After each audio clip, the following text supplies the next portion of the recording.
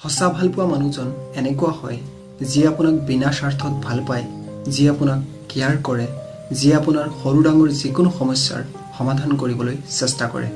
তেতিয়াহ'লে বলকচোন চাওঁ সঁচা ভালপোৱা চিনি পোৱাৰ কেইটামান উপায়। ষ্টেপ 1, যদি আপুনি কথা নাপাতে তেতিয়া কি হয়? অলপ মনত পেলাবলৈ চেষ্টা কৰকচোন। যদি আপুনি তাৰ লগত কথা নাপাতে তেতিয়া তাৰ ওপৰত কি প্ৰভাৱ পৰে? অপশ্যন এ, সি আপোনাৰ ওপৰত খং কৰে।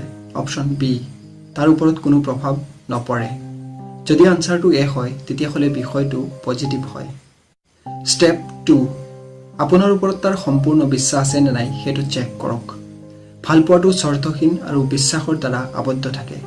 গতিকে এজনৰ আনজনৰ প্ৰতি সম্পূৰ্ণ বিশ্বাস আছে নে নাই সেইটো এবাৰ ভালকৈ জানি লওক। Step 3, family and friends. যদি সি আপোনাক সঁচাকৈ ভাল পায় তেতিয়াহ'লে সি তাৰ ফেমিলি আৰু ফ্ৰেণ্ডছৰ লগত আপোনাক চিনাকি কৰি দিবলৈ অলপো কুণ্ঠাবোধ নকৰে। আৰু যদি আপুনি নিজাকৈ তাৰ ফেমিলি আৰু ফ্ৰেণ্ডছৰ লগত চিনাকি হ'ব বিচাৰে কিন্তু সি তাত আপত্তি জনায় তেতিয়াহ'লে সেইটো এটা বেড ছিগনেল হ'ব পাৰে। ষ্টেপ 4, এনে কিছুমান মানুহ আছে যিসকলে আপোনাৰ পৰা কিবা পোৱাৰ লোভত বা টকাৰ লোভত আপোনাৰ লগত এনেকৈ অভিনয় কৰিব যে দেখি পেলাই হয়তো আপোনাৰ তাত লাগিব পাৰে যে সি সঁচাকৈ আপোনাক ভাল পায়। গতিকে এইটো কথা ভালকৈ বুজিবলৈ চেষ্টা কৰক যে সি সঁচাকৈ আপোনাক মনৰ পৰা ফিল কৰে নে নাই।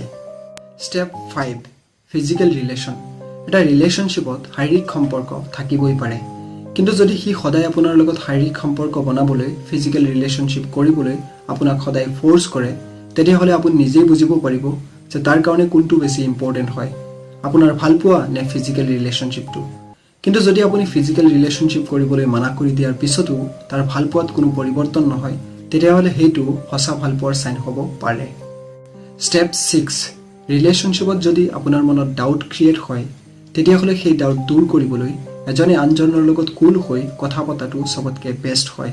সৰু সুৰা কথাত এজনে আনজনক ডাউট নকৰিব। ইয়াৰ পৰা আপোনাৰ ৰিলেশ্যনশ্বিপ ষ্ট্ৰং হ'ব।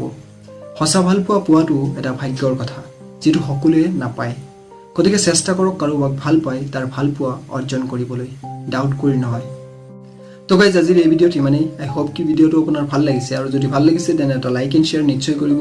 আৰু যদি এই চেনেলত আপুনি প্ৰথমবাৰৰ বাবে হৈছে আৰু এতিয়াও এই চেনেলটো ছাবস্ক্ৰাইব কৰা নাই তো ভিডিঅ'ৰ তলত থকা ৰেড ছাবস্ক্ৰাইব বাটনত ক্লিক কৰি চেনেলটো এতিয়া ছাবস্ক্ৰাইব কৰি লওক আৰু লগতে থকা ঘণ্টাটো প্ৰেছ কৰিব যাতে আমাৰ প্ৰতিটো নতুন ভিডিঅ'ৰ নটিফিকেশ্যন আপুনি সহজতে পাব পাৰে। তো চাই থাকিব লাইফ ইন 4G। তেতিয়ালৈ মই বিদায় মাগিছোঁ।